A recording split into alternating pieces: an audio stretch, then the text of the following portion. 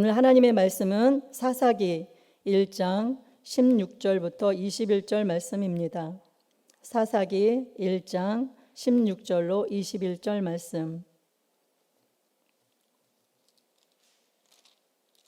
다 찾으신 줄 알고 함께 봉독하겠습니다.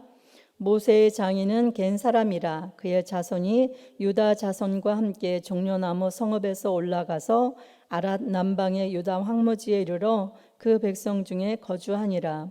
유다가 그의 형제 시므온과 함께 가서 스밧에 거주하는 가나안 족속을 쳐서 그곳을 진멸하였으므로 그 성읍의 이름을 호르마라 하니라. 유다가 또 가사 및 그 지역과 아스글론 및 그 지역과 에그론 및 그 지역을 점령하였고, 야훼께서 유다와 함께 계셨으므로 그가 산지 주민을 쫓아내었으나 골짜기의 주민들은 철병거가 있으므로 그들을 쫓아내지 못하였으며, 그들이 모세가 명령한 대로 헤브론을 갈렙에게 주었더니 그가 거기서 아낙의 세 아들을 쫓아내었고, 베냐민 자손은 예루살렘에 거주하는 여부수 족속을 쫓아내지 못하였으므로 여부수 족속이 베냐민 자손과 함께 오늘까지 예루살렘에 거주하니라. 아멘. 저는 오늘 본문을 중심으로 실패에는 다 이유가 있다라는 제목으로 잠시 말씀을 나누도록 하겠습니다. 이 어제까지 그 여호수아의 이제 마지막 고별 설교를 끝으로 여호수아서를 마치고 오늘부터는 사사기 말씀을 시작합니다. 그러므로 1장을 시작하기에 앞서서 사사기에 대해서 간략하게 말씀을 드리겠습니다. 사사기는 여호수아가 죽고 난 이후부터 사무엘이 등장하기 직전까지 약 350년 동안 12명의 사사들을 통한 이스라엘의 역사를 다루고 있습니다. 사사, 요즘에 잘 안 쓰는 단어이죠. 한문으로 되어 있는데요. 스승사자와 그리고 선비사자를 쓰고 있습니다. 그래서 가르치는 자라는 의미를 가지고 있지만 영어 성경은 The Book of Judges 이렇게 표현하고 있습니다. 그래서 즉 심판하고 판단하는 자 이런 뜻이 있습니다. 그래서 공동 번역에서는 사사기라고 하지 않고 판관기라고 되어 있습니다. 백성들의 문제를 가지고 판단하고 재판해주는 요즘으로 보면은 판사와 같은 역할을 한다고 이렇게 보시면 되겠습니다. 그런데 우리가 사사기를 읽다 보면은 이 사사들이 그 백성들의 그 문제를 판단하고 재판해주는 그런 문제는 그렇게 많지 않습니다. 여선지인 그 드보라가 이렇게 그러니까 재판관의 역할을 한 것 외에 다른 사사들은 백성이 압제를 당할 때에 혜성처럼 나타나서 하나님의 신탁을 받고 하나님이 주시는 능력을 힘입어서 이스라엘 백성들을 그 압제에서 구원해내는 역할을 수행해내고, 그리고 난 다음에는 살아가는 내내 그 구원의 평화를 유지하는 그 역할을 감당하는 것이 일반적인 사사들의 그 역할들입니다. 이제 사사기에는 반복되는 패턴이 나오는데요, 사사기적 패턴이라고 할 수 있습니다. 뭐냐 하면 타락과 징계와 회개와 구원이 계속해서 반복된다는 것입니다. 즉 이스라엘 백성들이 죄를 짓고 나면 하나님께서 이방인들의 손에 이스라엘들을 맡깁니다. 그래서 이스라엘이 이방인들에게 압제를 당합니다. 그러면 그 고통 중에 이스라엘 백성들이 회개하고 하나님께 부르짖습니다. 그러면 하나님께서 사사를 보내서 그들을 구원해 내십니다. 근데 그 사사가 사는 날 동안에는 평화를 누리지만 사사가 죽고 나면 또 이스라엘 백성들이 하나님께서 행해 주신 그 모든 일을 다 잊고 또 범죄하게 됩니다. 이것을 우리가 사사기가 350여 년 동안 12명의 그 사사를 통한 그 이야기라고 말씀드렸잖아요. 역사라고. 그런데 이스라엘 백성들이 그렇게 350년 동안이나 그렇게 반복하면서 죄를 짓고 있는 것입니다. 이러한 시대적 배경을 담고 있고 사사기 전체를 잘 설명해주고 있는 핵심 구절이 하나 있는데 사사기 21장 25절입니다. 그때에 이스라엘의 왕이 없으므로 사람이 각기 자기의 소견에 옳은 대로 행하였더라. 잘 알고 계시는 말씀이시죠? 네, 왕이 없으므로 자기 소견에 옳은 대로 행하였던 그것이 사사기 그 시대에 살아가고 있었던 모든 사람들에 대한 그 평가라고 할 수가 있습니다. 여호수아가 죽고 난 후에 절대적인 통치자가 없어졌죠. 많은 사람들이 스스로 자기가 왕이 되고 자기의 생각이 기준이 되어져서 판단하고 행동함으로써 사사기의 그 비극적 역사가 반복적으로 일어나게 된 것입니다. 사사시대의 죄는 사람들이 하나님의 말씀대로 행한 것이 아니라 각기 자기의 소견에 옳은 대로 행한 것입니다. 그러므로 무질서한 그 암흑시대가 350년 동안이나 지속되어졌지요. 그럼에도 불구하고 우리가 사사기를 읽으면서 놓치지 말아야 할 것은 인간의 연약함에도 불구하고 악함에도 불구하고 하나님은 언제나 신실하시다는 것입니다. 어떻게 해서든지 하나님께서 또 회개하면, 또 하나님 앞에 부르짖어 기도하면 하나님께서 용서하시고 또 사사를 보내셔서 구원하시고, 그런 일들을 반복하시는 것은 하나님께서 기회를 주시면 그 또 이스라엘 백성들이 그 가나안 땅에 들어가서 이스라엘 백성으로서, 하나님 백성으로서 그 사명을 감당하도록 그렇게 하나님께서는 원하셨는데, 그 사명을 감당할 수 있는 그 기회를 계속해서 하나님께서 이스라엘 백성들에게 주고 계시다는 것입니다. 오래도록 이스라엘 백성들을 기다리시는 그 하나님의 마음을 우리가 읽을 수 있어야 되는 것입니다. 사사기는 총 21장으로 되어 있는데요, 1장부터 3장 6절까지는 사사시대의 배경을 담고 있습니다. 그래서 사사기의 그 서론 부분에 해당하는데 사사시대의 정치적, 영적 배경을 볼 수가 있습니다. 그리고 3장 7절로부터 16장 31절까지는 사사시대의 역사를 다루고 있습니다. 사사기의 본론 부분으로 하나님에 대한 이스라엘의 반역과 그리고 이방인의 손에서 구원해내시는 하나님의 구원 사역이 사사들을 통해서 반복적으로 나타나고 있습니다. 17장부터 21장까지는 사사시대의 혼란상을 보여주고 있습니다. 사사기의 결론 부분으로 당시 사사시대의 타락상에 초점을 맞추고 있습니다. 개인에서부터 전 민족에 이르기까지 당시 이스라엘이 얼마나 부패하고 타락했는지를 보여주고 있습니다. 그러면 이제 1장을 살펴보도록 하겠습니다. 우리가 사사기 1장은 지난번에도 제가 여호수아 1장을 했는데, 여호수아 1장은 모세가 죽은 후에 이렇게 시작하고, 오늘 사사기 1장은 여호수아가 죽은 후에 이렇게 시작하고 있습니다.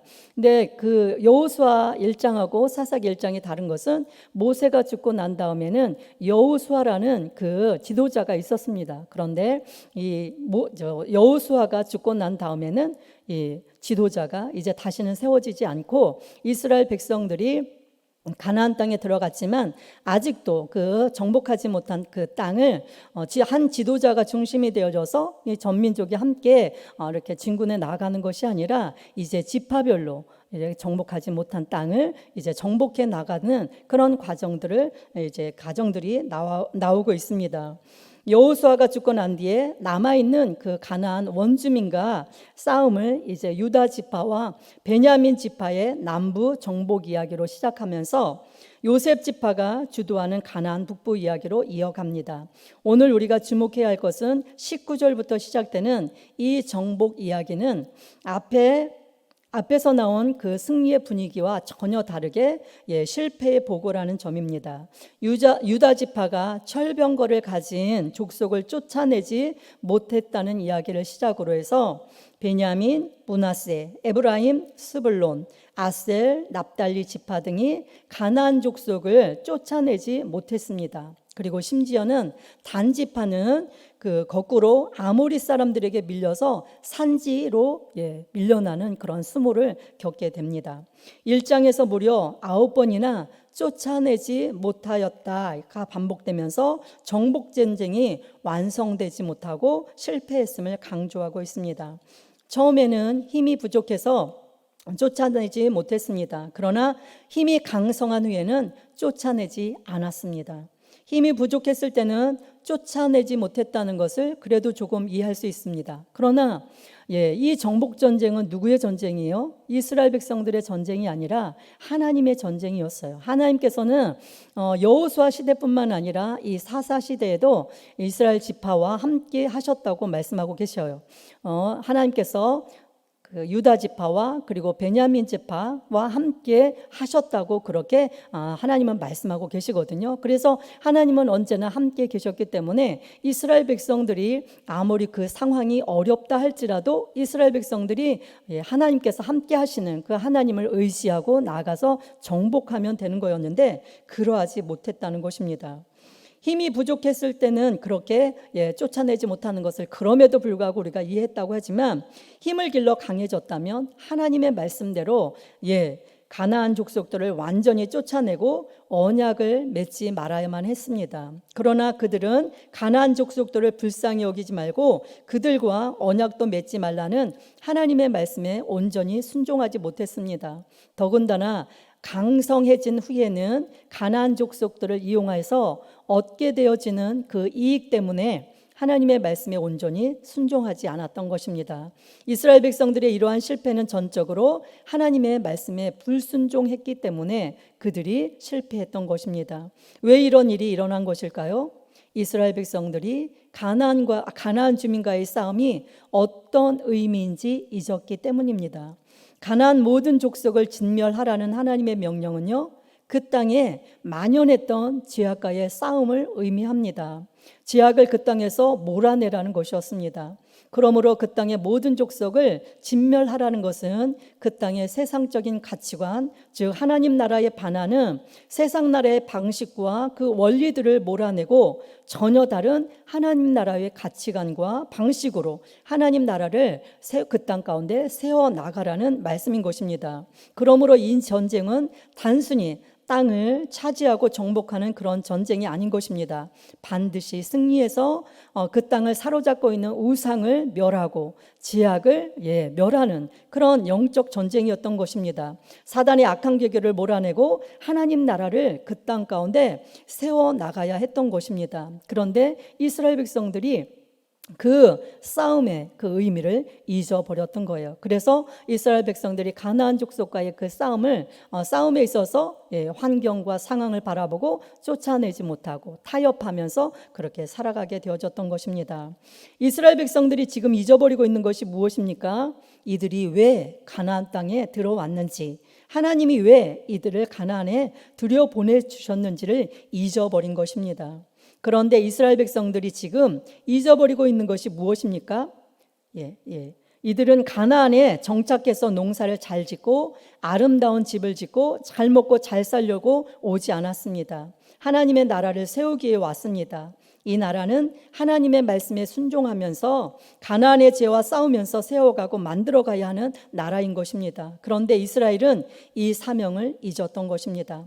새롭게 그 땅 가운데서 이제 광야에서는 농사를 짓지 않아도 먹고 살았어요. 만나가 내렸기 때문에 먹고 살 수 있었습니다. 그러나 이제 가나안 땅에 들어와서는 만나가 그치고 이제 농사를 직접 지어가면서 먹고 살아야 했는데 새롭게 농사를 짓고 먹고 사는 문제에 빠져서 하나님이 주신 사명을 잊어버리고 세상과 타협하며 살고 있었던 것입니다.